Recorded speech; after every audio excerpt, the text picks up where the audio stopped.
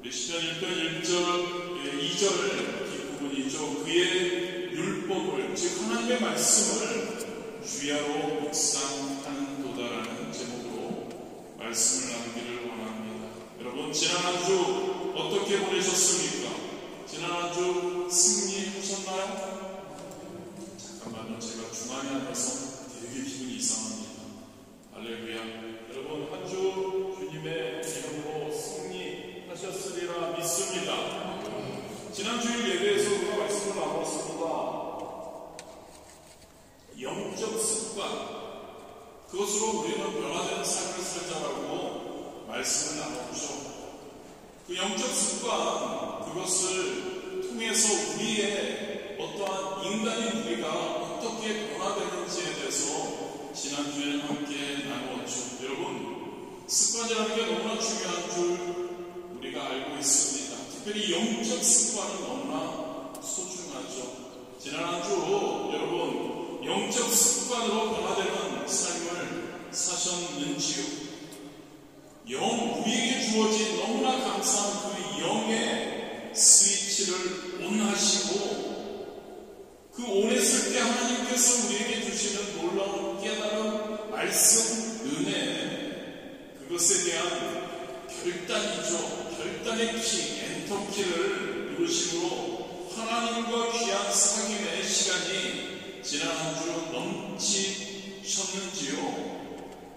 하나님께서 우리에게 부어주시는 은혜의 생명의 양식, 그것이 저와 여러분의 성품이 되는 체험을 하셨는지, 저와 여러분의 삶의 가장 기본이 되는 DNA가 되는 그러한 삶을 체험하셨는지요? 그런 체험을 하는 저와 여러분이 되시기를 진심으로 원합니다. 연초부터 우리가 살펴보고 있는 영적 습관, 우리가 영적으로 습관이 되어야 진짜 승리하는 삶을 살 수 있는데, 오늘은 그 가장 핵심, 그 영적 습관의 가장 핵심인 말씀 묵상에 대해서 한번 살펴보았으면 좋겠습니다. 말씀 묵상, 큐티를 이야기하죠. 아니, 그것만 얘기하는 건 아닙니다. 우리가 하나님의 말씀을 대할 때, 읽을 때, 말씀을 들을 때, 그때 우리는 어떻게 할 것인가? 말씀을 묵상하고 말씀을 암송할 때, 여러분, 저와 여러분, 말씀을 묵상하는 개인이 어떻게 노력하고 열심히 행한다는 의미를 우리는 좀 넘어서야 합니다. 말씀 묵상은 여러분, 지속적으로 말씀드리지만 영적 습관도 마찬가지이지만 하나님의 생명의 그 원재료에 접속하는 그러한 유익과 풍성함으로 말씀 묵상을 이해해야 합니다. 그렇습니다, 여러분. 말씀 묵상은 하나님의 말씀을 묵상하는 법이 아닙니다. 말씀 묵상은 하나님의 말씀을 읽고 묵상하고 암송하고 하나님의 말씀을 듣는 그것은 하나님 앞에 말씀 묵상은 개인적으로 나가는 것임을 믿기를 원합니다. 할렐루야. 말씀 묵상은 하나님 앞에 개인적으로 나가는 것이라는 거죠. 하나님의 능력의 그 근원에 접속되는 것을 우리는 말씀 묵상이라고 할 수 있습니다. 그리고 그것은 성도라면, 할렐루야, 저와 여러분 성도라면 그것은 우리가 꼭 해야 하는 겁니다. 말씀을 들어야 하고요, 말씀을 묵상해야 하고, 말씀을 읽어야 하고, 말씀을 들어야 하고, 하나님의 말씀이니까요. 하나님의 말씀은 우리에게 너무나 소중한 것이니까요. 내가 꼭 들어야, 묵상해야, 지금 말씀 묵상은 우리가 꼭 해야 하는 겁니다. 예를 들어서 여러분, 환자가 약을 먹는 것을 한번 생각해 보았으면 합니다.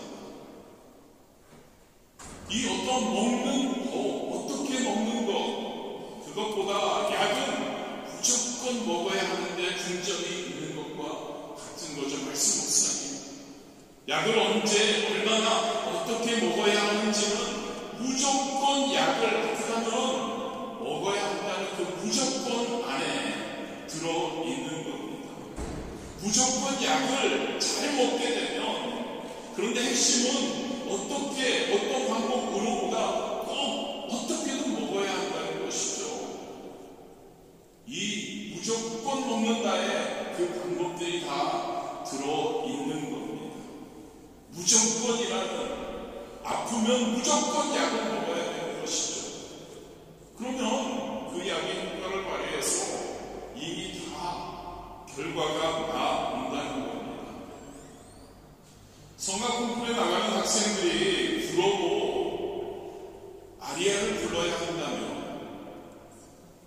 이것을 위해서 어려운 불어 발음 연습을 해야 한다면 힘든 것이죠. 그런데 그것은 힘든 것이 아니라 꼭 해야 할 일인 거죠.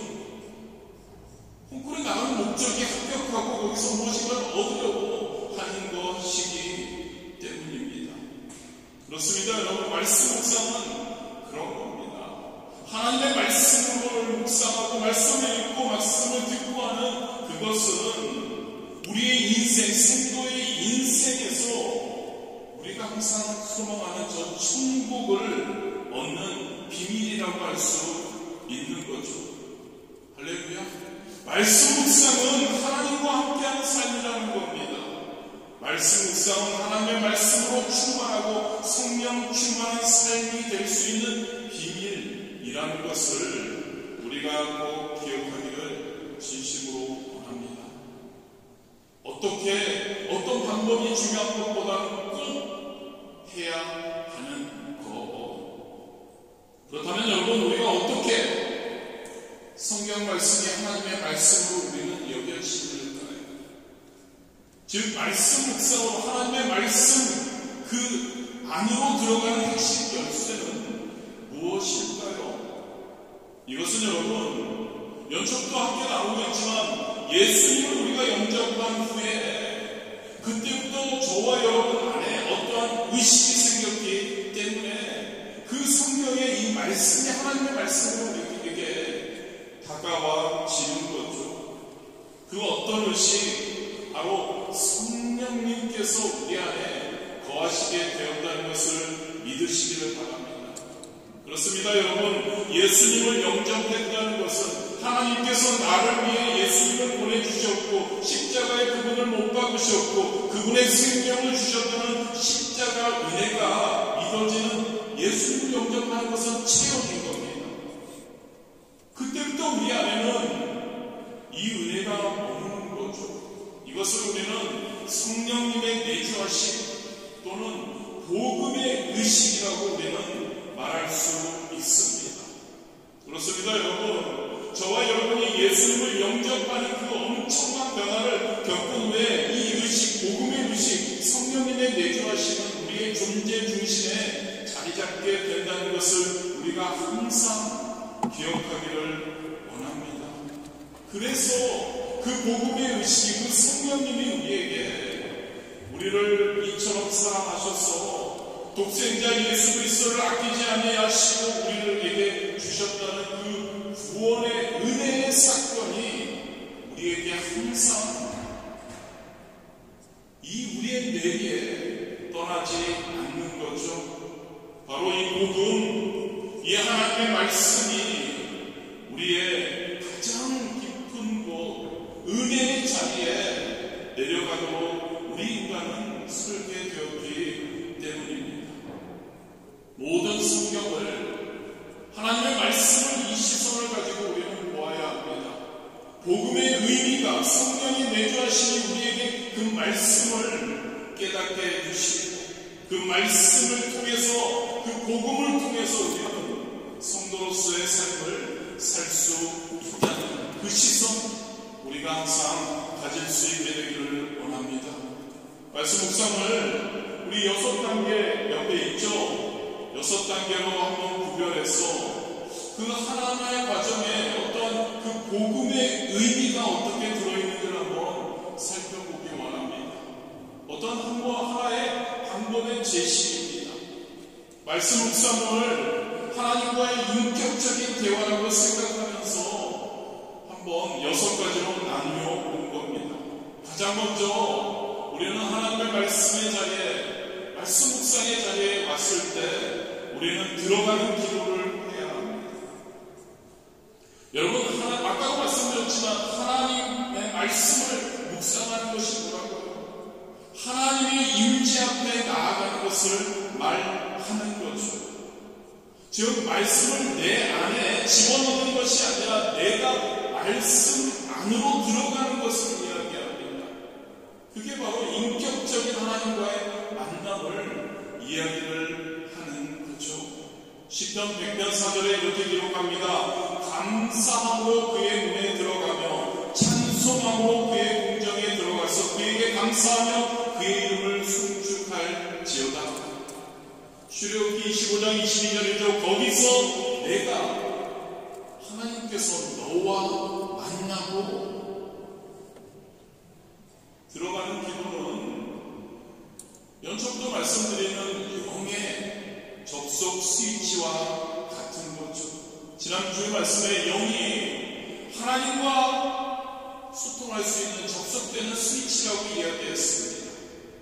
말씀 묵상의 첫 단계는 바로 그 영의 전원 스위치를 켜는 겁니다. 그때 어떤 일이 일어나죠, 여러분? 성령님의 불이 환하게 우리 안에서 켜집니다.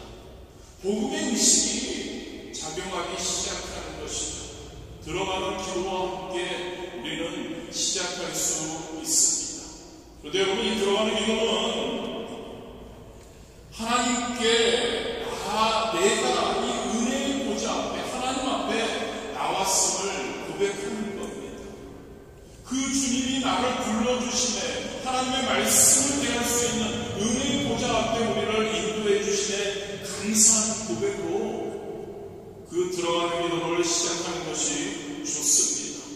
그리고 회개하고 우리의 마음을 정결케 해달라고 하나님께 기도하는 것이죠.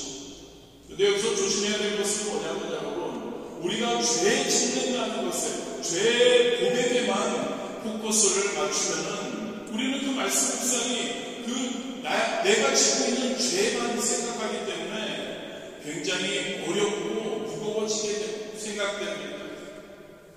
그런데 여러분, 이 들어가는 기도를 통해서 하나님의 말씀 묵상 앞에 나아갈 때 우리는 환자가 의사를 만날 준비하는 것 같이 생각하면 됩니다. 환자는 의사 앞에 가서 무엇을 합니까? 증상만 이야기하면 됩니다. 치료는 환자가 하지 않습니다. 치료는 의사가 합니다. 우리는 들어가는 기도를 통해서 하나님 앞에 기도하는 것이죠. 하나님, 이렇게 나를 불러주셔서 하나님의 말씀 앞에 구할 수 있도록, 하나님, 내가 하나님께 갈 수 있도록 인도해 주시네 감사드립니다. 하나님, 저는 죄인된 사람입니다. 하나님, 그러나 우리 의사이신 하나님께서 나의 죄를, 나의 어두운 것을 치유해 주실 줄 믿습니다. 할렐루야. 밝은 그런 마음으로 하나님께 나아가는 것임을 우리가 기억하기를 원합니다. 우리 예수님의, 우리 주님의 진단과 처방을 받을 준비를 하는 것, 바로 들어가는 기도입니다. 두 번째로는 본문을 요약합니다. 우리가 어떤 텍스트, 어떤 한장일 수도 있고 어떤 본문일 겁니다. 이 본문을 요약하는 단계는 바로 아까 말씀드린 복음의 의식, 즉 성령님의 역사하심을 통해 성령님이 우리 하나님의 마음을, 하나님이 말씀하신 그 말씀을 통해서 마음을 읽게 하는 시간이라고 할 수 있죠. 하나님의 마음을 읽어야 한다는 것이죠. 할렐루야. 우리가 말씀을 읽을 때, 말씀을 들을 때, 말씀을 묵상할 때 우리는 우리의 포커스는 하나님의 마음에 있다는 거죠. 하나님의 마음을 읽을 수 있어야 합니다. 본문을 소리내어서 2번 정도 읽고 그리고 문장을 파악하면서 읽는 것이죠. 주어와 동사를 찾아서 문장을 이해하는 겁니다. 어떤 분들은 잘 이해 안 되는 주석을 빨리 찾는 경우가 있는데, 말씀 묵상은 그것보다는 우리가 그 하나님의 그 말씀 자체에서 하나님의 주시는 마음을, 성령님이 말씀하고자 하는 그것을 알아가는 것이죠. 그래서 두 번 정도 읽으며 그 문장을 잘 이해하려고 하는 겁니다. 그때 여러분, 하나님의 말씀은 살아 역사하시는 걸 믿으십니까? 하나님의 말씀은 우리가 그런 마음으로 하나님께 나아갈 때 하나님의 마음을 읽기를 원한다고 그런 마음으로 우리가 나아갈 때 하나님의 말씀이 우리의 귀에 들려오는 경험을 하게 될 줄 믿습니다. 그리고 그 텍스트를 중에서 우리는 아까도 말씀드렸죠. 복음의 의식, 우리에게는 하나님의 말씀 은혜 보좌의 앞에 나아갈 때 영의 스위치가 켜지면서 우리는 성령님께서 일하십니다. 성령님께서 우리를 인도하신다는 것을 확신하는 마음을 가져야 합니다.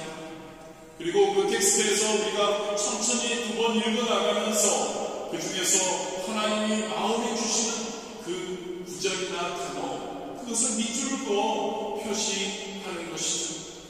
그리고 아까 말씀드린 것처럼 본문을 요약한다고 했죠. 우리 자신이 한번 그 내용에 대해서 간단하게 스토리를 만들어 보는 겁니다. 두 번째 단계입니다. 자, 세 번째 단계는 붙잡은 말씀. 우리가 그렇게 체크한 그 말씀을 우리 통해서 우리는 또 해야 할 것이 있죠. 여러분, 우리가 성령의 임재하심과 복음의 의식을 가지고 하나님의 말씀을 읽기 시작하면 그 하나님의 말씀은 저와 여러분을 스캔해 나가기 시작합니다. 여러분, 하나님의 말씀은 우리에게 어떤 것일까요? 하나님의 말씀은 저와 여러분, 죄인인 저와 여러분, 힘들어서 허덕이고 있는 저와 여러분에게 치유를 주시는 말씀인 줄 믿습니다. 하나님의 말씀은 우리에게 회복을 주시는 거죠. 하나님의 말씀은 우리에게 구원을 이루어 주시는 줄 믿습니다. 그러하기에 여러분은 성령님께서 우리가 하나님의 말씀을 읽기 시작할 때 그 말씀이 우리를 스캔해 가기 시작하고, 그리고 우리가 그 말씀 중에서 우리에게 주시는 그 우리가 붙잡는 그 말씀이 나의 삶을 스캔해 나가기 시작할 겁니다. 그리고 어느 시점에서 멈추게 될 것이죠. 그것은 여러분, 저와 여러분이 성도로서 살아가면서 우리가 잘라내야 할 부분들이 있을 겁니다. 그것에서 멈추는 겁니다. 하나님의 말씀이 우리의 삶을, 우리의 인생을, 우리의 상황을 스캔하다가 하나님께서 우리에게 그 붙잡은 말씀을 통해서 잘라버려야 할 것, 치유되어야 할 것, 더 강화되어야 할 것, 그리고 깨닫고 결단하고 다짐해야 할 부분들에서 멈추게 하시는 것이죠. 하나님의 말씀이, 살아 움직이는 말씀이 바로 우리의 삶을 비추는 것입니다. 그리고 우리를 다시 성도다운 복음에 합당한 그러한 모습으로 되돌려놓게 되리라 믿습니다.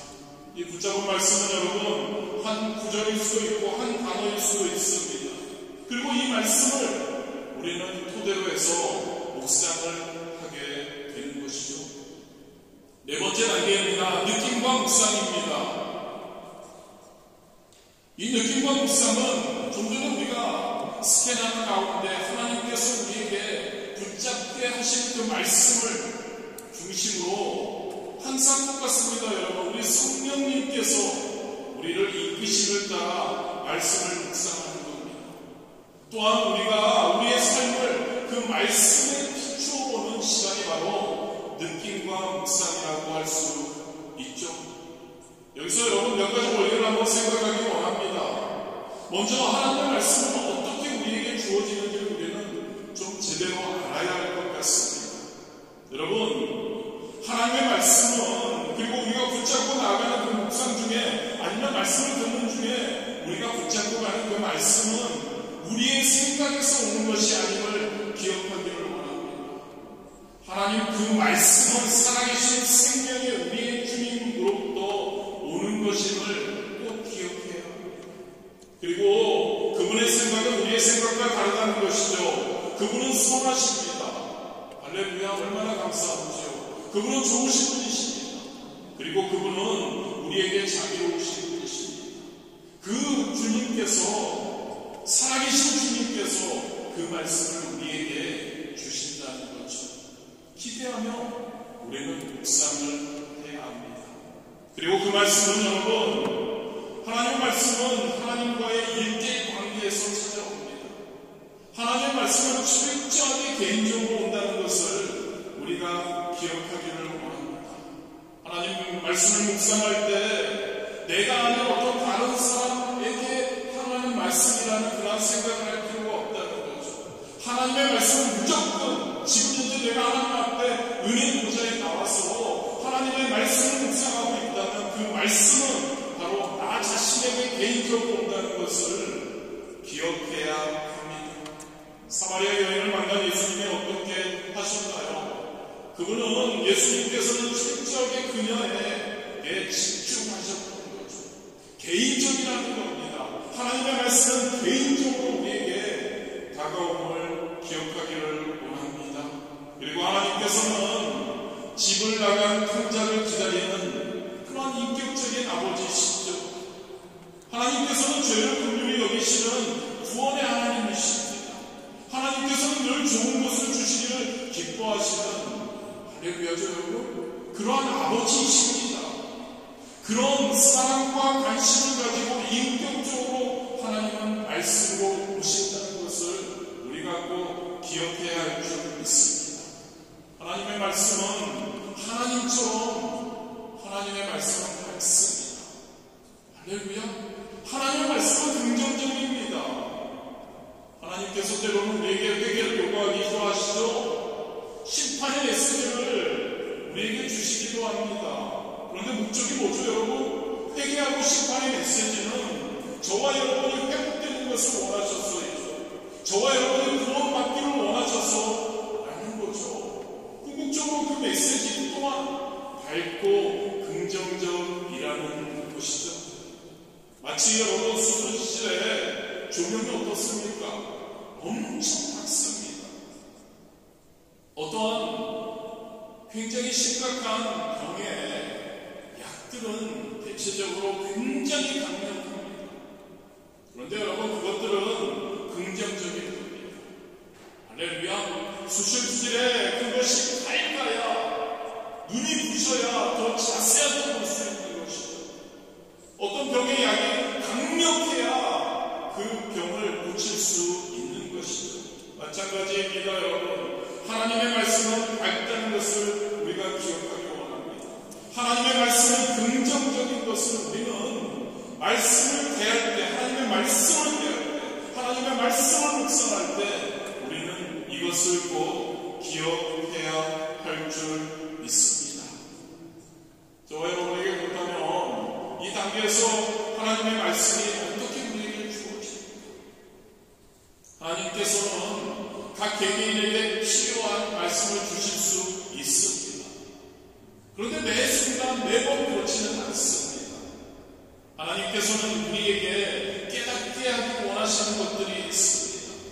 예를 들어서 말씀을 묵상하고 아니 말씀을 듣고 할 때 우리는 깨닫게 되죠. 하나님이 어떤 분이신지, 예수님이 어떤 분이신지, 성령님이 어떤 분이신지, 하나님께서 이 말씀을 통해 나에게 주시는 약속이 무엇인지, 나에게 깨닫게 하시는 은혜는 무엇인지, 내가 조심해야 할, 내가 빠지지 말아야 할 죄와 오류는 어떤 것인지, 내가 이 말씀을 통해서 하나님이 나에게 원하시는 순종의 명령이 무엇인지, 하나님이 나에게 깨닫기를 원하시는 하나님의 뜻이 무엇인지, 이러한 질문, 이러한 말씀을 우리는 기대하며 맞춤 정도도 있지만 우리는 항상 하나님의 말씀을 묵상해야 하리라 믿습니다.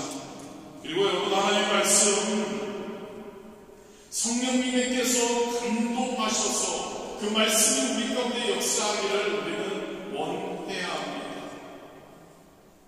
하나님의 말씀을 묵상할 때 여러분 우리가 어떤 공부를 할 때요, 우리가 어떤 지적 성장을 위해서 공부를 할 때요, 그 과정에서는 당연히 우리는 물음표가 많을 겁니다. 왜 이렇지? 이해를 해야 되니까요. 깨달아야 하니까요. 그런데 여러분, 저와 여러분이 하나님과 믿음의 관계 속에서 우리는 영적인 생명의 양식을 공급받는 겁니다. 즉 여러분, 여기에는 물음표가 있을 수가 없다는 것이죠. 오로지 마침표, 느낌표가 지켜야 한다는 겁니다. 왜 그럴까요? 하나님을 사랑하십니까, 여러분? 하나님을 믿으십니까? 하나님을 신뢰하십니까? 그런데 왜라는 게 있을 수 있을까요? 진짜 우리가 서로 신뢰하는 관계라면 아멘이 있어야 하지 않을까요? 진짜 그분을 사랑하고 신뢰한다면 왜라는 생각은 멀어지는 것이 당연한 겁니다. 아니, 우리가 진짜 인간적인 신뢰 관계에 있을 때 그것을 왜라는 생각은 그거를 하게 되면 그 신뢰가 깨지는 단계라고 할 수 있는 거죠. 찬송가 310장의 가사처럼 저와 여러분이 이런 고백이 굉장히 중요할 것 같습니다. 하나님의 은혜로 있을 데 없는 자, 왜 구원하여 주는지 난 알 수 없도다.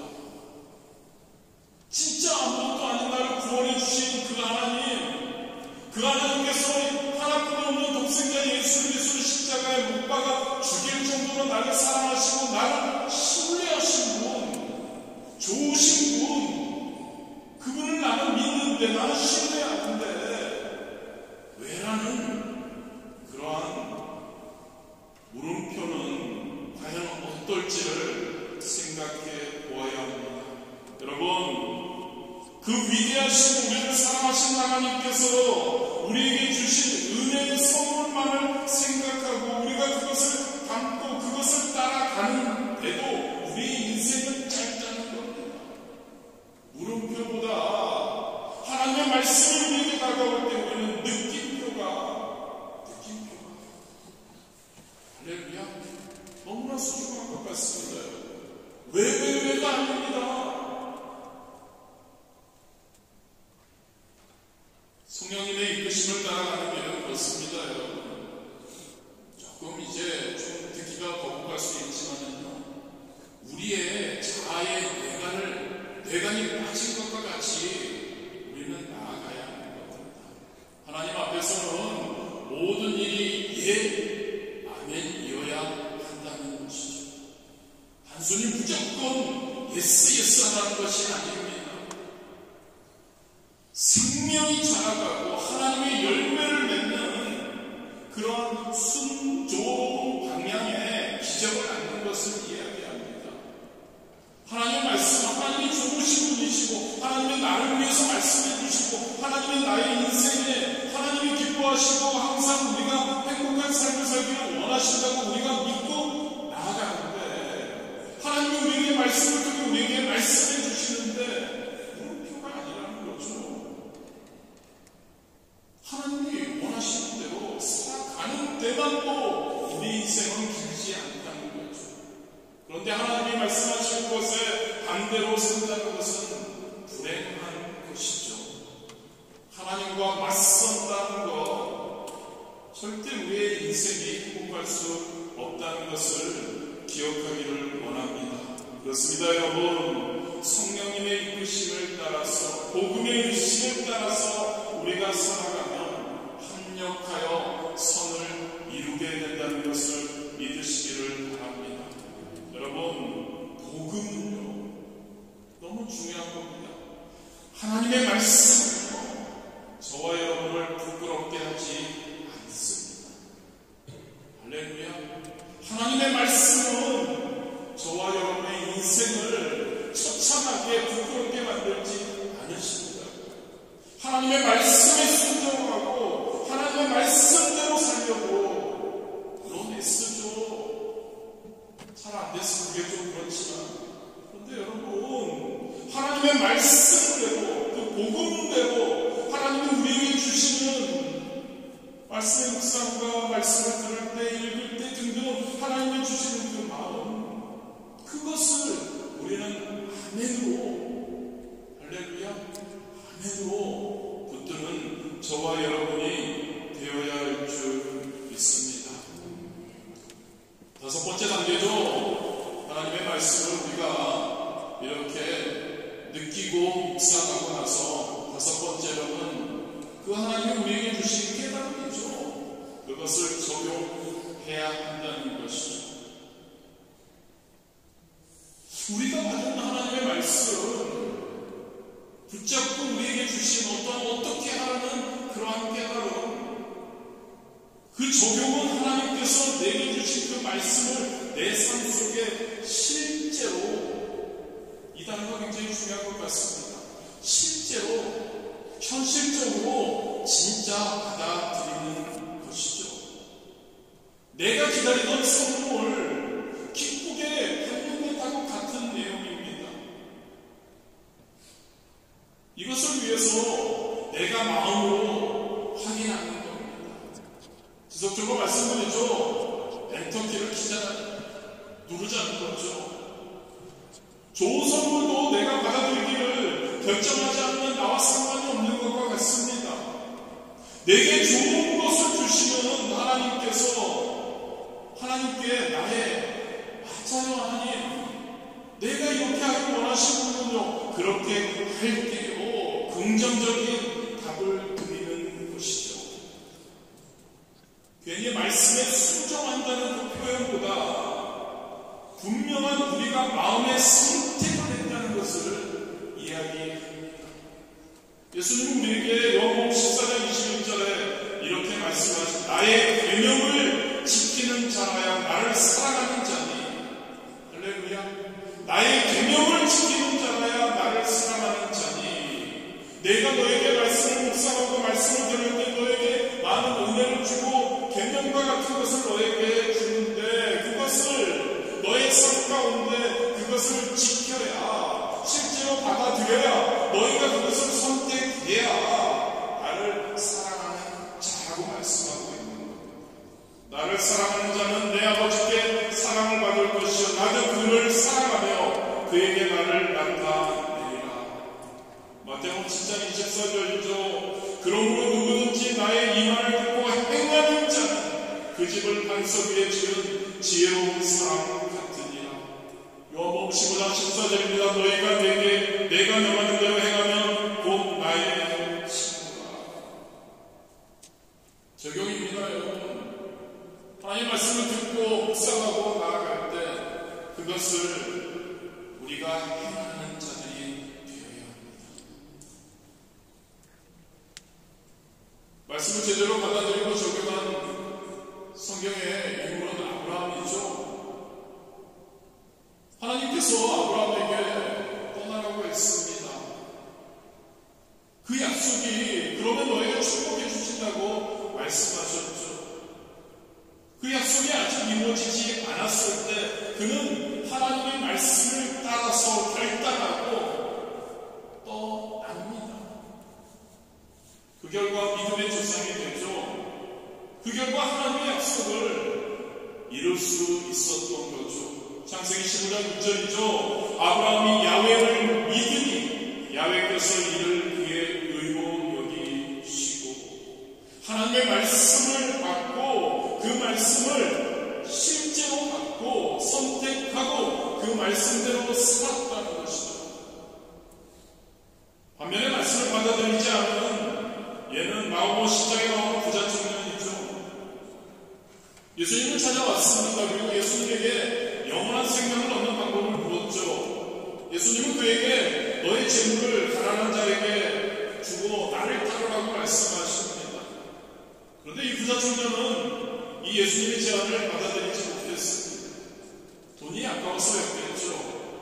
결국 그는 근심하며 예수님을 떠났습니다. 그런데 여러분, 이 부자 청년은 이렇게 함으로 하나님의 말씀을 선택하지 못하고 하나님 말씀에 순종하지 못함으로 자신의 인생에 찾아온 그리스도이신 예수님, 하나님의 아들이신 예수님을 따라다니는 제자가 되는 그런 엄청난 축복을 스스로 버렸다는 사실을 알지 못했을 겁니다. 여러분, 적용과 결단은요, 영의 스위치를 통해서 내 안에 들어온 하나님의 말씀이 나의 상품이 되는 가장 중요한 단계입니다.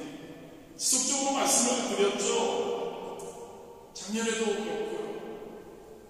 하나님께서 우리에게 말씀을 주셨을 때 그 말씀이 깨달아지고 은혜를 받았다. 그것으로 끝나면 그것은 아무것도 안 된다.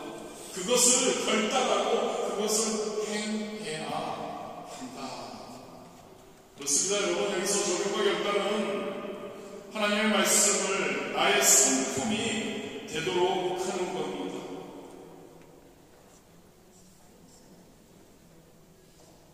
이 적용과 결단은 두 가지 곳에 해야 합니다. 나의 성품과 태도에 그것을 적용해야 합니다. 그런데 여기서 강조하고 싶은 것은 여러분, 우리의 성품과 태도에 하는데 그냥 대충 둥글게 추상적으로 말하는 것이 아닙니다. 하나님은 분명하게 저와 여러분이 그것을 선택하고 엔터키를 누르고 결단하고 그 깨달음을 이행할 때 그것을 명확하고 분명하게 하기를 원하십니다. 죄인들과 구별되기를 하나님은 원하십니다. 믿으십니까 여러분? 우리는 성도답게 거룩하게 하나님의 자녀답게 하나님은 살아가기를 원하시는 거죠. 우리의 성품에 이렇게 결단을 할 수 있죠. 어떤 말씀 하나님께 주셨고 내게 이런 하나님의 마음을 품게 하셨다면 우리는 이렇습니다. 이제 부정적인 생각하지 않는다. 이렇게 나의 성품에 태도에 적용해야 하는 겁니다. 하나님을 의심하지 않겠다. 하나님을 원망하지 않겠다. 아침에는 또 하나님께 복음의 고백을 하겠다. 뭐죠? 마태복음 16장 16절에서 베드로가 한 뭐죠? 주는 제가 까먹었습니다. 주는 그리스도시요 살아계신 하나님의 아들입니다. 우리의 신앙 고백 아닌가요? 더 이상 뭐를 고백하기를 원하십니까? 결단하는 거죠. 하나님 말씀대로 살아가겠다고. 하나님은 나의 예수님께서는 나의 주인님은 나의 메시아시고 나를 구원하시고 나의 그리스도시고 그분은 하나님의 아들이시다. 살아역사하시는 그러한 고백을 하겠다라고 결단하는 겁니다. 저녁에는 감사하겠다. 저녁에는 감사의 제목을 오늘 하루를 살면서 내가 몇 가지, 세 가지 감사 제목을 하나님께 올려드리겠다 등등 여러분 구체적으로 우리의 성품과 태도에 대해서 할 수 있게 되기를 원합니다. 적용해야 된다는 거죠. 우리가 우리를 너무 잘 압니다. 우리의 성품을 압니다. 우리의 태도를 압니다. 하나님의 말씀 가운데서 우리는 결단해야 합니다. 결단해야 합니다. 달라져야 합니다. 할렐루야. 변화되어야 합니다. 그리고 우리는 성품과 태도에만이 아니라 우리는 행동에도 우리는 하나님의 말씀 깨달음을 적용해야 합니다.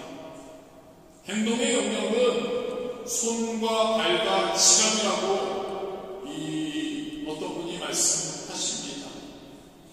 구체적으로 우리가 손과 발이 동원되지 않는 일에는 그리스도인이 살아가고 영향력을 드러내기가 쉽지 않음을 압니다. 열심히 손으로 움직여야 하는 거죠. 발로 뛰어다녀야 하는 거죠. 우리의 삶에 우리가 하나님 말씀 주셨을 때 그것을 그곳에 적용을 해야 한다는 거죠. 또한 물질이 지각이 동원되지 않은 채 이루어지는 그리스도인의 삶은 거의 없다는 것이죠. 그렇습니다. 여러분, 하나님께 쓰임받는 저와 여러분이 되기를 진심으로 원합니다. 하나님께 쓰임받는다는 것은 하나님을 사랑한다는 것이죠. 하나님을 신뢰한다는 것이죠. 쓰임받는 그러한 성도의 복된 삶에 저와 여러분을 내어놓을 수 있게 되기를 주님의 이름으로 축복합니다. 그럴 때 여러분, 좋으신 하나님이신 줄 믿으십니까? 부자라고 안 할게요. 전지전능하신 하나님을 믿으십니까? 우리가 하나님께 쓰임받는 삶을 살겠다고 결단하고 하나님께 손과 발과 물질과 직업으로 나아가는데 왜 하나님께서 가만 계시지 않으시겠죠? 하나님께서 모든 것을 공급해 주시리라 믿습니다. 그리고 말씀 묵상은 가능하면 날마다 해야 합니다. 적용과 결단도 날마다 말씀 앞에서 해야 하죠. 지금 결단하고 엔터키를 누를 때 우리 주님께서 일하시는 줄 믿습니다. 그렇습니다, 여러분. 하나님의 말씀이 성도인 저와 여러분, 사랑하는 저와 여러분에게 적용될 때, 행해질 때 하나님은 축복의 일을 시작하신다는 것을 기억하시기를 바랍니다. 할렐루야. 하나님은요, 하나님 말씀을 우리에게 부어주십니다. 우리가 영의 그 스위치를 켜고 하나님의 말씀의 은혜의 보좌 앞에 나오고 말씀 묵상의 자리 앞에 나오고 할 때, 기도의 자리에 나올 때 하나님께서 우리에게 놀라운 은혜를 부어주십니다.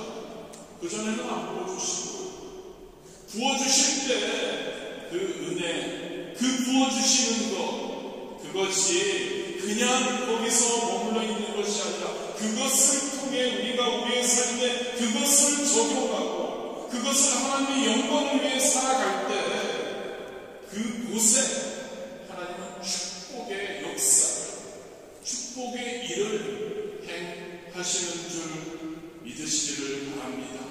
결단의 엔터키를 우리가 물을 때 하나님의 기도는, 하나님께 드려지는 기도는 응답되기 시작할 겁니다. 하나님의 뜻을 이루어 나가겠다는 우리의 비전은 실제로 현실화될 줄 믿습니다. 그때를 우리는 놓치지 않아야 합니다. 그리고 말씀 묵상의 적용은요, 평생 하겠다고 생각하지 마십시오. 우리가 평생 하겠다고 해서 평생 하는 것이 과연 얼마나 될까요? 매일 말씀 묵상 같은 경우에 하루에 한 번씩 이렇게 우리가 묵상을 하죠.